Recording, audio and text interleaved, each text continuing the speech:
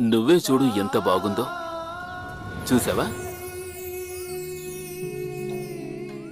ఎప్పుడూ అన్నపూర్ణాదేవి దీవెనలు నీకుంటాయి. ఎదుటివారికి సాయం చేయాలనే మంచి గుణం నీకుంది. దాన్ని ఎప్పుడూ వదలకు.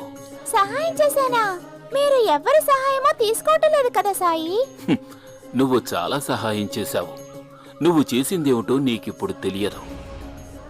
నీకున్నట్టే ఈ లోకంలో అందరికీ ఎదుటివారిని ఆదుకునే గుణం ఉంటే ఈ లోకమే స్వర్గలోకంగా మారిపోతుంది. కానీ మీరు చెప్తున్నట్టుగా సాయం చేయడానికి నా దగ్గర ఏమీ లేదు కదా సాయి. నా బంగారు తల్లి, మనలో సహాయపడాలనే ఆలోచన ఉంటే చాలు. ఆలోచన? ఆలోచనే. అది ఉంటే మార్గం దొరుకుతుంది.